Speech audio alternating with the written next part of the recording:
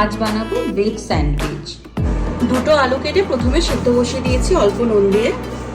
এবার একটু কর্নগুলোকে সিদ্ধ করে নেব, এটাতেও অল্প নুন দিয়ে দেবো।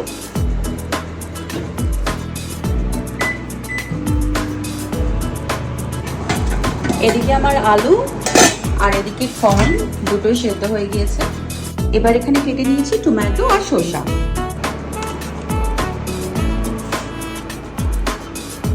এবার এই শসা আর টমেটোটাকে এর মধ্যে দিয়ে দেবো। এবার এতে দেবো একটু মেয়োনিজ আর দেবো সামান্য টমেটো সস আর দেবো স্বাদ মতো নুন। এটা একটা অরিগানো আর চিলি ফ্লেক্স এর মিক্স, এটাও দিয়ে দেবো। এইবার এটিকে ভালো করে মেখে নেব। এইবার একটু লেবু দিয়ে দেব। এইবার জাস্ট এটাকে আরেকটু ভালো করে মেখে নেব। একদম শেষে দিয়ে দেবো একটু গোলমরিচের গুঁড়ো। এইবার নিয়ে নিয়েছি ব্রেড। এইবার স্প্রেডটা এর উপরে দিয়ে দেবো, ভালো করে পুরো জায়গাটাতে দিয়ে দেবো।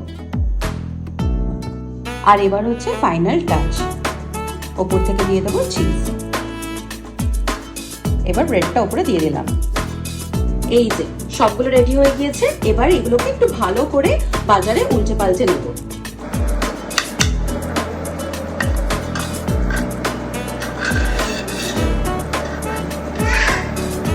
এবার একটা একটা করে ব্রেড ভালো করে উল্টে পাল্টে সেঁকে নেব।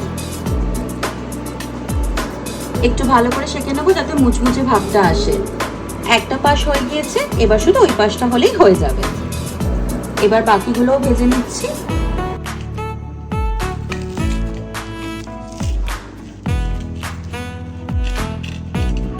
একদম পারফেক্ট মুচমুচে হয়েছে।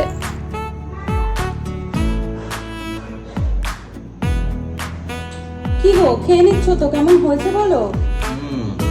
খুব সুন্দর হয়েছে।